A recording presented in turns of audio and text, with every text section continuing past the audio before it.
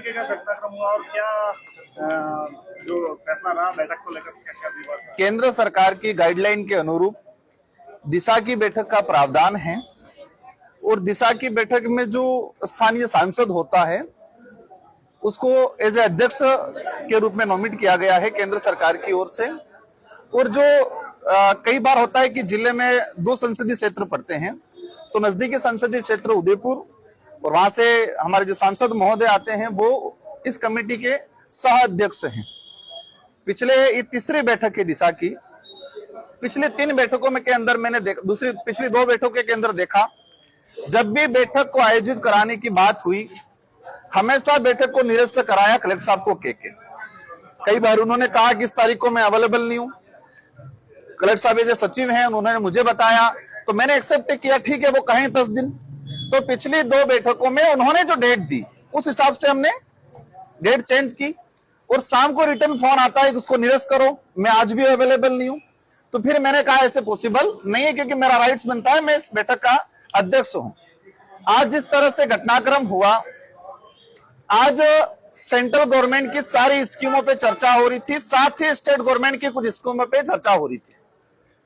उन्होंने हर स्कीम पे, जैसे कि नरेगा ज्वलन मुद्दा है, हमने यहाँ पर सीएलएफ जो राजीविका महिला है, राजीविका महिलाओं को जब भी कोई भी पार्टी हो कोई भी सरकार हो आयोजन करना होता है तो राजीविका महिलाओं को पहले बुलाते हैं। इन महिलाओं के सीएलएफ के भवन निर्माण की बात आई, रोजगार गारंटी की बात आई, फॉरेस्ट राइट एक्ट के तहत पट्टे वितरण नहीं हुए उनकी बात आई। इसके अलावा एजुकेशन के अंदर जैसे दूध पैकिंग आ रहा है, पैकिंग दूध आ रहा है, बच्चे नहीं पी रहे, ये सच्चाई है, इस पे बात हुई। इन सारी बातों को रोकने का काम किया उदयपुर सांसद महोदय के द्वारा। जितनी स्कीमों में जो भी मेंबर्स मेरे द्वारा है, किसी भी मेंबर्स के द्वारा डूंगरपुर क्षेत्र की जनता की हित की बात उठाई, यहाँ पर जो समस्या, यहाँ पर जो भ्रष्टाचार हो रहा है उस पर बात उठाई, हर बात पर टोकने का रोकने का काम किया। इनका एक प्रोपोगेंडा था, प्री प्लान तरीके से आए थे कि दिशा की बैठक को किस तरह से डिस्टर्ब किया जाए, दिशा की बैठक में किस तरह से अराजकता फैला किया जाए, बेवजह चीजों को, बेवजह हर चीज को कोई भी अधिकारी लीगल जवाब दे रहा है तुरंत टोकना कि ये नहीं है दिशा की गाइडलाइन का। यार दिशा की गाइडलाइन में तो बहुत सारी चीजें नहीं है, लेकिन डूंगरपुर को जरूरत है और अध्यक्ष की अनुमति से किसी भी विषय पे, सब्जेक्ट पे उसको उठाया जा सकता है। लेकिन उन्होंने हुड़दंग मचाने का काम किया, बेवजह माहौल खराब करने का काम किया, अनर्गल आरोप लगाए और ऐसा माहौल क्रिएट कर कुमार उससे कुछ हरकतें करे, इस तरह से प्लान किया। हमारे विधायक जी को भी उन्होंने उकसाने का काम किया।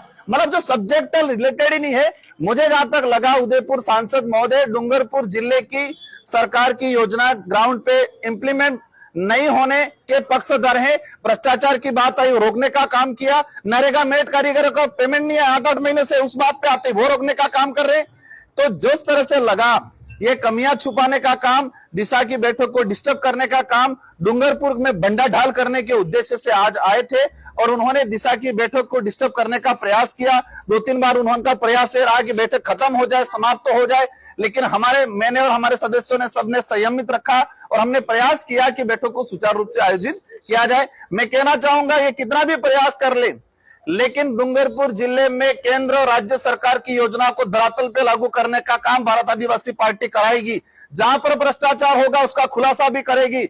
नरेगा हो या पीएम श्री योजना हो या सीएलएफ की बात हो या फॉरेस्ट राइट एक्ट के तहत पट्टों की बात हो, एग्रीकल्चर की बात हो, इन सारी चीजों पे भारत आदिवासी पार्टी, हमारे जनप्रतिनिधि प्रयास करेंगे कि गवर्नमेंट की स्कीमें धरातल पे लागू हो और इंप्लीमेंट हो। लेकिन वो डिस्टर्ब करने का काम कर रहे थे, वो गलतियां छुपाने का काम कर रहे थे। वो नहीं चाहते कि दिशा की बैठक सुचारू रूप से संचालित हो, वो ये चाहते हैं कि यहाँ पर पूरा व्यस्त व्यस्त हो जाए। जिस तरह से उनका रवैया था, मुझे लगा कि एक फिक्स प्लान के तहत जो आए व्यक्ति लड़ाई करने का बहाना ढूंढ रहे थे वो हर विषय पे, और उनका प्रयास था कि इसको लड़ाई कराए, इसको बिखरने का काम करें।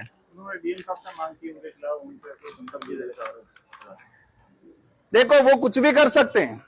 जो व्यक्ति जाडोल फलासिया में पैंथर गए वो कहता है कि बाप ने भेजे। उनके प्रतापगढ़ के अंदर वहां के स्थानीय कलेक्टर महोदय, उनका कोई इशू हुआ उसका श्रेय मुझे देते, एक राजकुमार का षड्यंत्र है। जो व्यक्ति आदिवासियों के घर जलाने की बात करता है वो इस प्रकार का व्यक्ति कुछ भी हरकत कर सकता है। मैं तो इनको लेके चर्चा ही नहीं करना चाहता। मैंने तो उनको घोषित कर रखा है। और आज जो चर्चा हमने कहा कि आपको दादागिरी करनी है, धमकी करनी है या राजनीति करनी है तो बाहर जाके करें, बाहर आए, ये बोलना क्या गलत है? उनका प्लान है कि किस तरह से डिस्टर्ब किया जाए, किस तरह से यहाँ की योजना, सरकार की जो योजना उसको डिस्टर्ब किया जाए, किस तरह के यहाँ के आदिवासी दलित पिछड़े की जो लिए योजना है उसको खत्म किया जाए।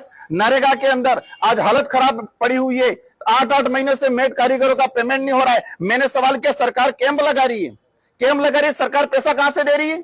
सरकार 1 रुपया नहीं दे रही है। सरपंचों से पैसा लगा रहे, 50-50 हजार रुपए के कैंप का हो रहा है, सरकार अतिरिक्त बजट क्यों नहीं दे रही है? इस बात पे बात बोलते कह रहे नहीं, ये विषय नहीं है, इसको छेड़ना नहीं है। मतलब सरकार की कमियों को छुपाने का काम और लोगों को मुद्दों से भटकाने का काम उन्होंने किया है। लेकिन हम संतुष्ट हैं क्योंकि हम वो चाहते थे हमको आक्रोशित करना, वो चाहते थे हम बौखलाहट की स्थिति में आए। हम संयमित भाषा में उनको जवाब दिया और हमने सुचारू रूप से इस बैठक को आयोजित कराया। हमारा आगे भी प्रयास रहेगा, वो कितना भी कर ले, कुछ भी कर ले, लेकिन इस डूंगरपुर क्षेत्र, आदिवासी बाहुल्य क्षेत्र की जनता समझदार है और समय आने पे लोकतांत्रिक तरीके से उनको जवाब देगी।